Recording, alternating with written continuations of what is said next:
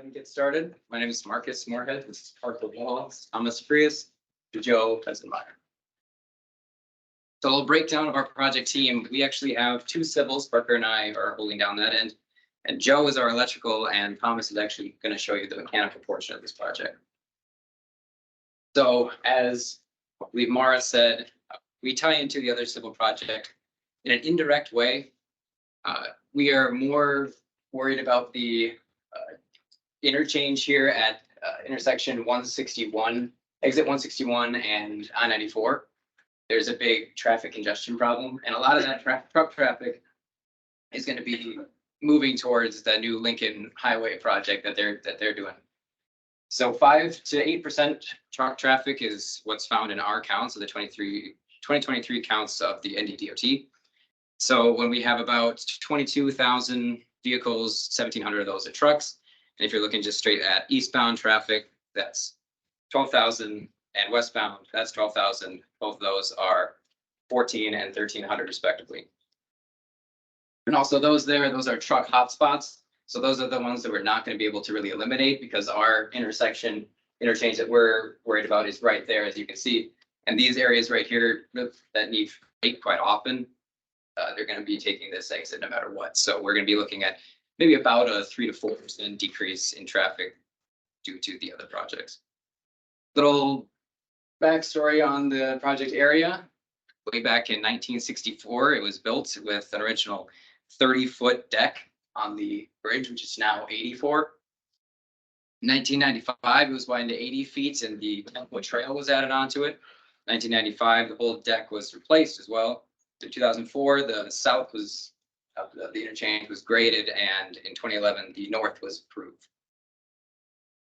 So the main issues that we're hoping to achieve with this project is fixing that traffic flow problem that we have in the two busy rush hour times of the day. That is the morning when people are trying to come to work and they're headed eastbound, and then they're trying to get north and south at this interchange. And then in the evening, they are coming from the north and south and trying to get westbound. The population is also increasing, as you can see there. That is the population of Bismarck, Mandan, and Lincoln. That's just a projection based on the trends of the time now. So with this new free-flowing plan that we're trying to get into, that I'll get into in a second, we're trying to really get everything to free flow, because the level of service, which is basically how well it's functioning, and that takes into account the wait times as well. So if people are coming up here and waiting for 3 to 5 minutes, that's unacceptable, because a lot of people are going to be upset with that.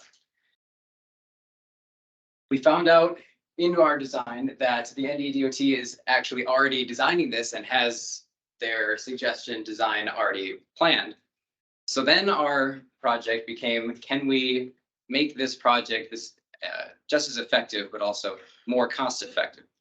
So the first alternative that they had there on the left, they're introducing a second bridge over 94 to the east, which will help in the design, but it's just a very expensive cost to build an entire new bridge over the roadway right there.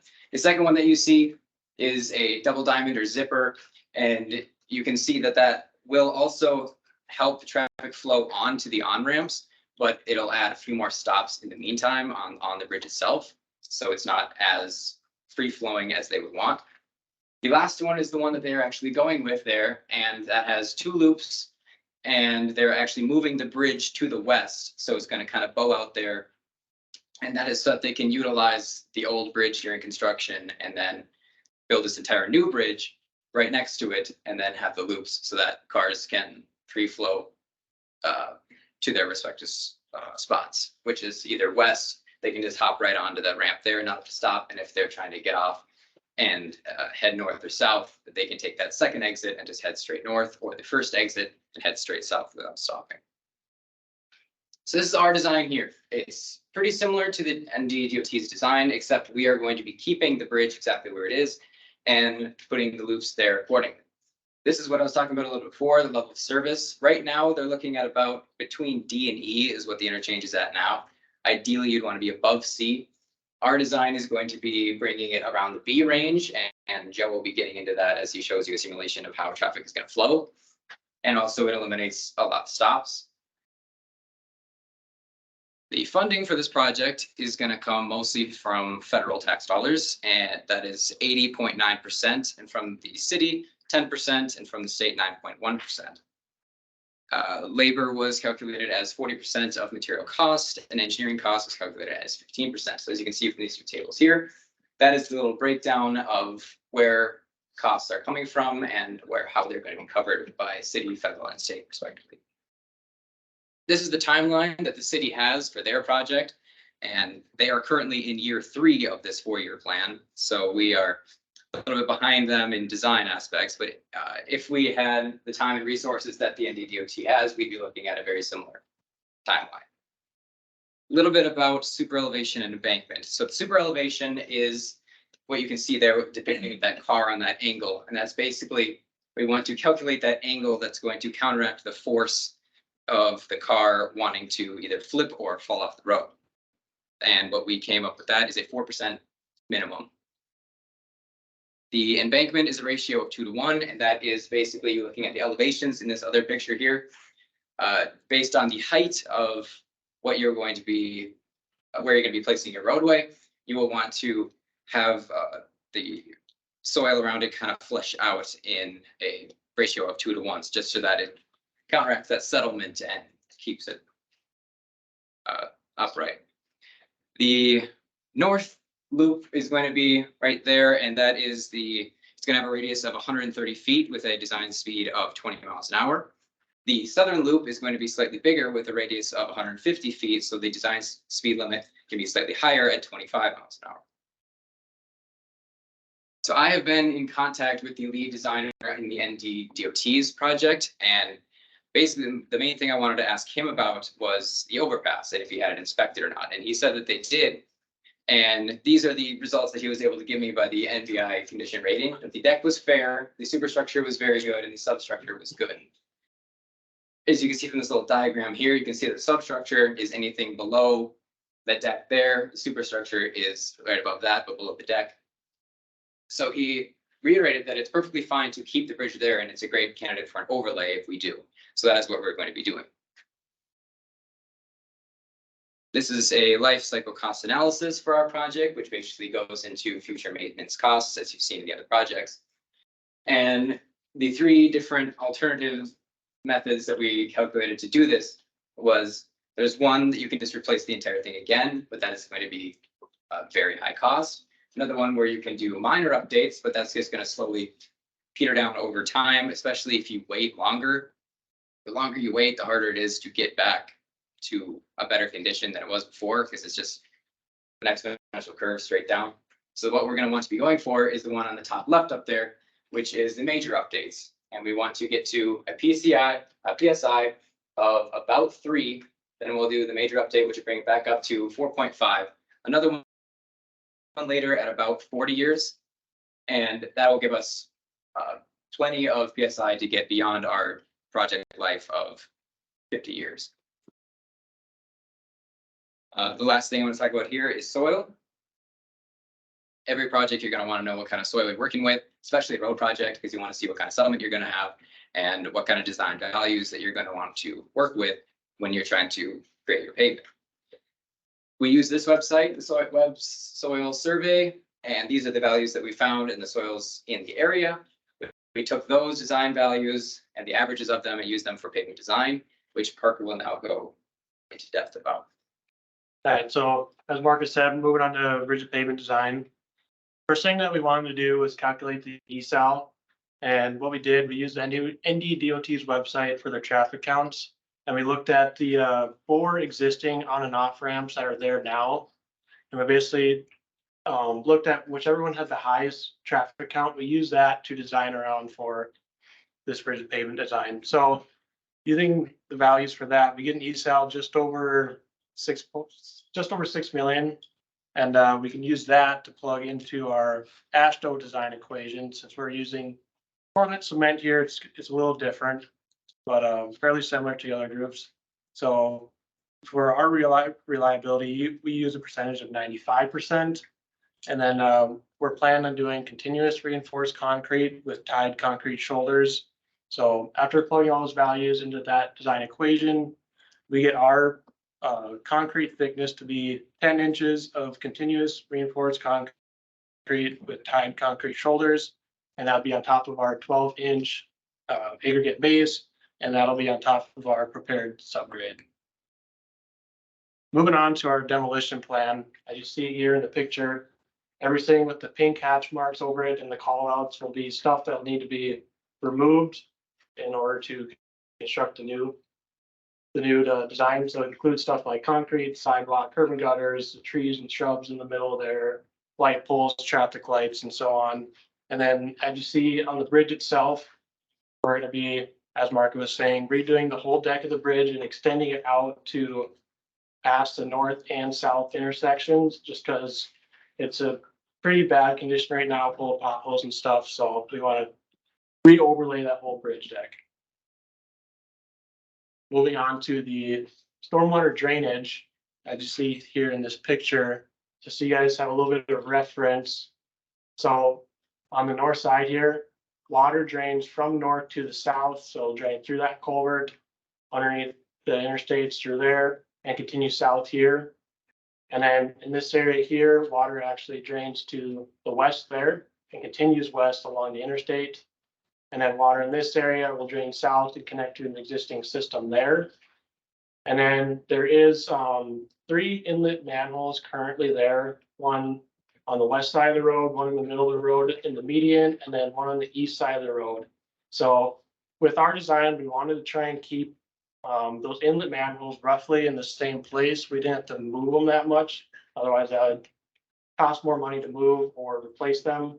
So we're trying to keep them fairly close to where they are now. They might have to be adjusted, but then along with that, since we're adding these clover loops in there, we'd be cutting off this basin. So we're adding a culvert here just so water can flow west and then continue south. And then same thing with this culvert there and this south clover ramp.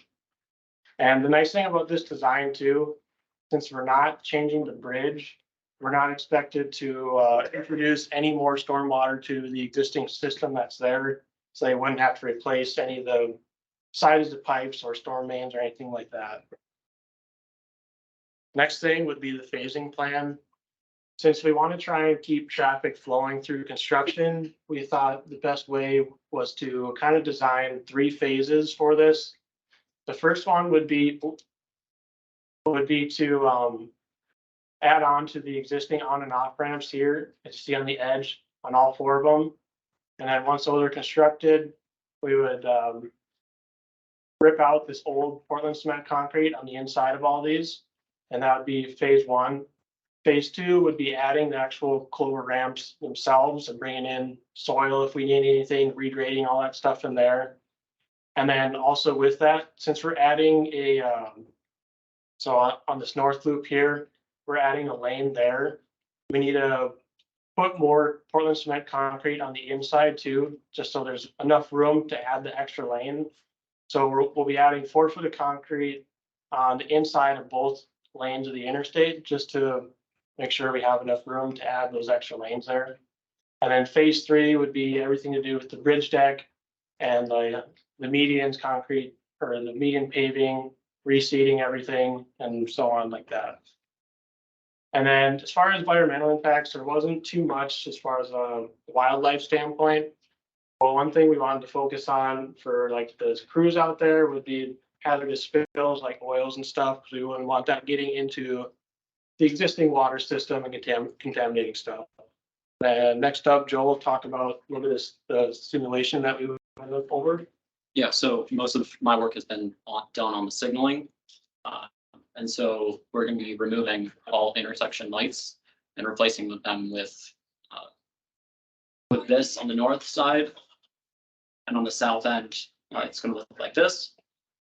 So my main focus was, or with this project, the addition of the loops. It's removing a lot of left turn lanes. So instead you'll see a lot more right arrows. This will help with traffic flow, not having to yield to oncoming traffic.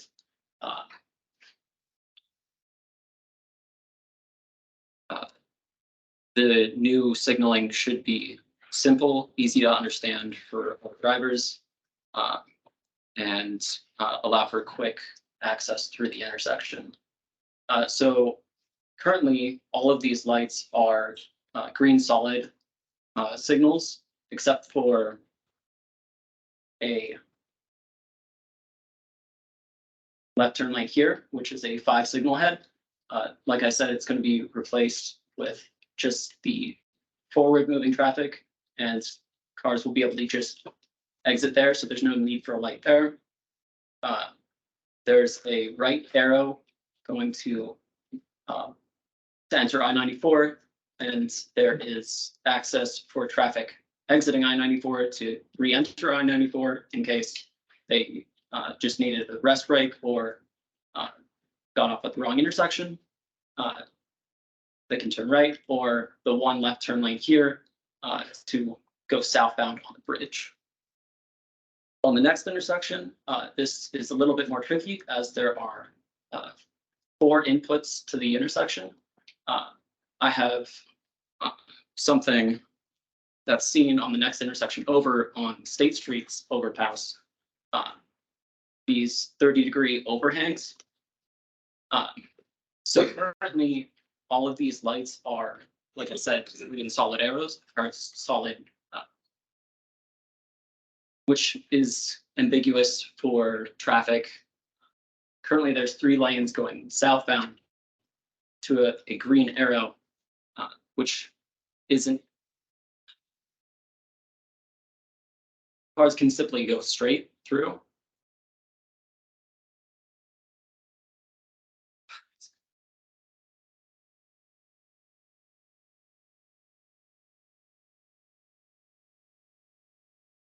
What I'd like to replace that with is a 4-section head light with a sign.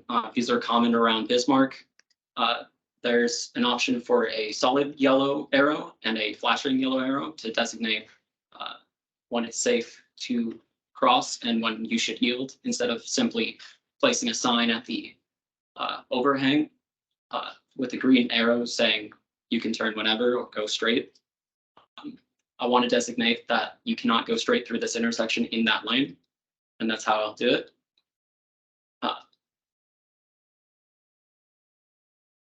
So other groups have been mentioning the traffic data, and this is where they're pulling it from, the North Dakota Department of Transportation Information Map. And in it, I was able to find exactly what vehicles are, the throughput of the intersection at various points of entry. So you can see both cars and larger trucks, semis, and the sort in these red dots there. Those are data points of vehicles passing back in 2022. And so from this, I was able to calculate on average how many cars when they're entering from any point in the intersections, if they're going straight through, if they're going right or left. And then down here, on a little bit of a side note, I want to implement on-ramp metering, specifically in this upper left corner of the intersection, entering I-94. And that's for a couple reasons. For one, I-94 is 75 miles per hour. And so coming from a residential road, that's a bit of a speed gap. And with the addition of the loop, there's going to be 3 sets of traffic approaching. There's traffic that's already coming from east I-94. There's the traffic coming from northbound East Bismarck Expressway, and there's the southbound traffic entering the highway, which all of those 3 components coming together, I would like to reduce collisions. I'd also allow for the entering traffic to have almost like a bit of a safety net, not having to worry about when they should enter or not, so that they can get up to speed instead of looking over the shoulder and not knowing where they're going. And so that's pulling off of the United States Department of Transportation, Federal Highway Administration's website. They give a lot of good information about ramp metering. And from where I'm from in Minneapolis, this is used very effectively, but not for the purposes that we do here. They mostly focus on emission reduction, and travel time reduction, whereas I'd like to focus on traffic speed increase and collision reduction, which places like Denver and Portland greatly benefit from already.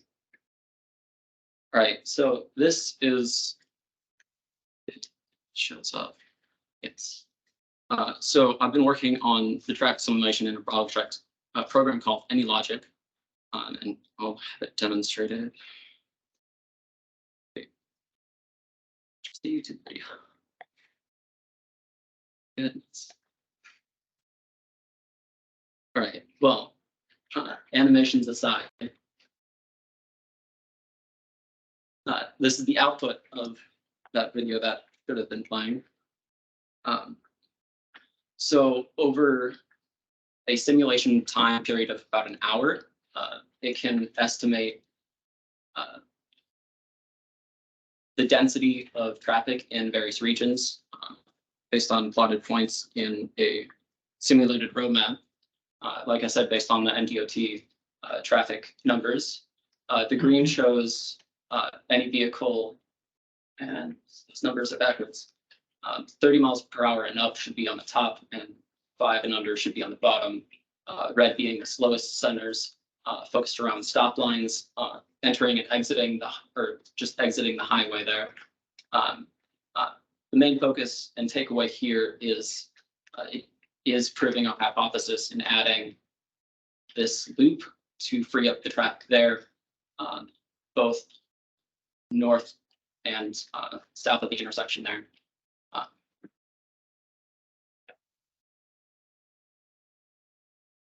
So an additional problem with this interchange is that there is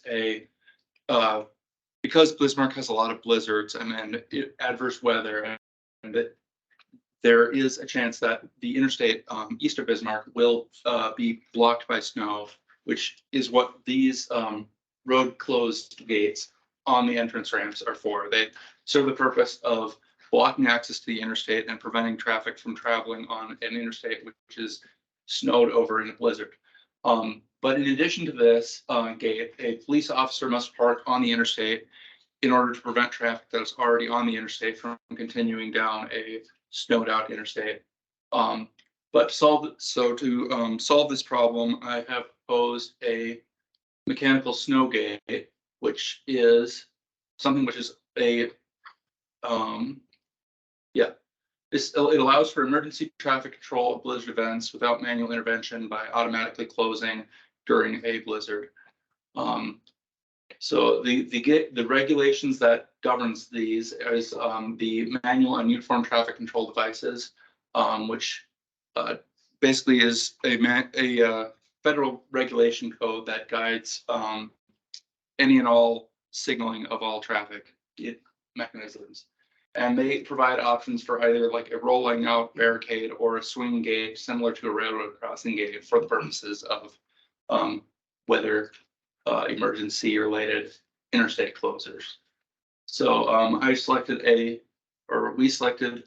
a gate that closes in a vertical path like this because it is a simple solution to this problem without the need for a lot of blocking the interstate during construction of it.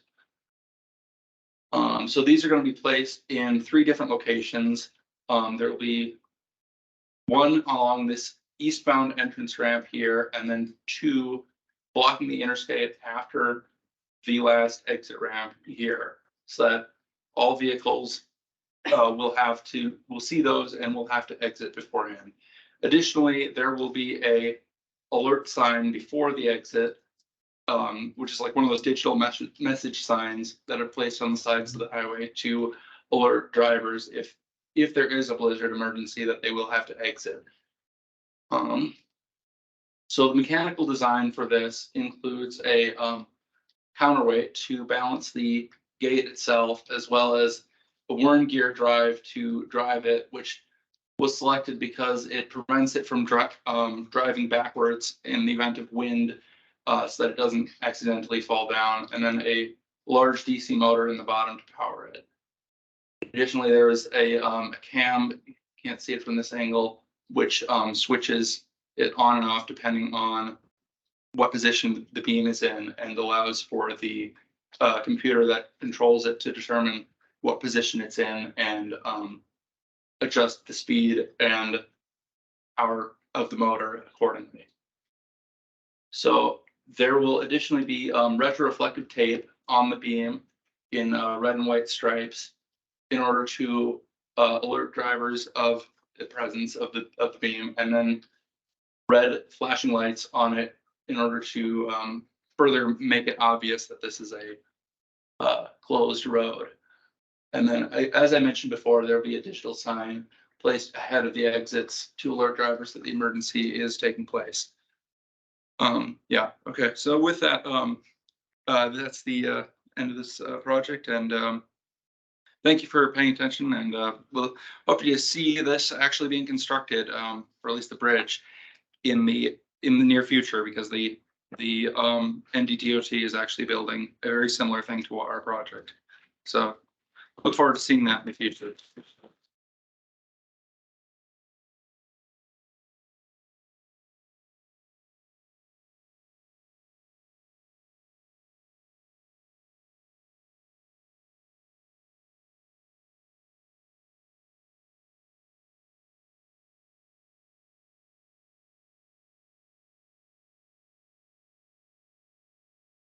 In terms of the gate, it will be about 4 feet off the ground, which with the lights should be they should be able to see it from a distance.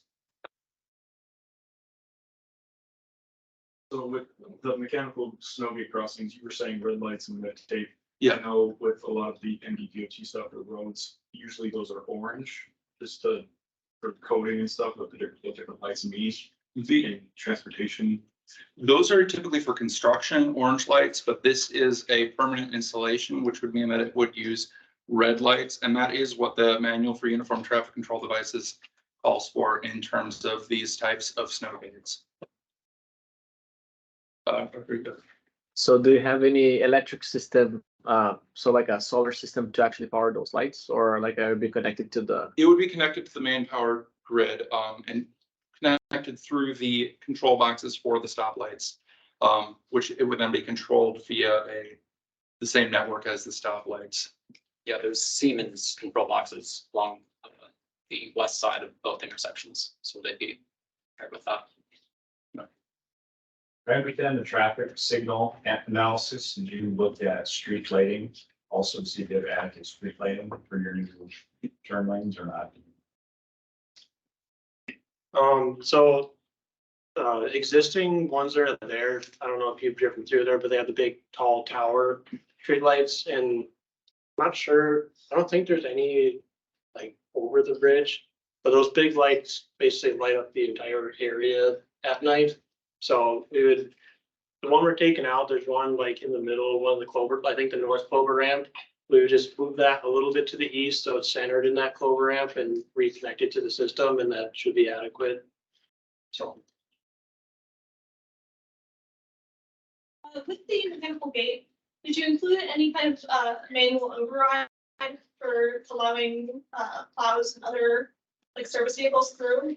I did not include that on the gate itself, but it would be able to be overridden via software from the gate, from the traffic light control box.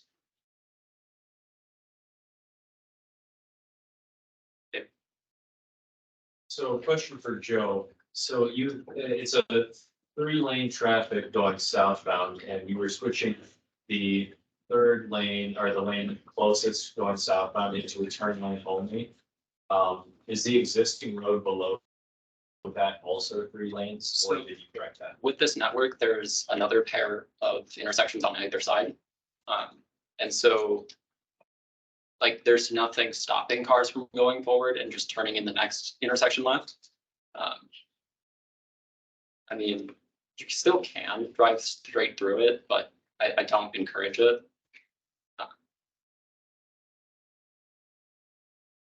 So I have a quick question about the geometry, because I'm trying to get east and west right now. You have some pretty tight turns, like your clover leaves are like 130 feet radius and 150. And that corresponds to slow speed limits on those things, like 25 mph, there's 20.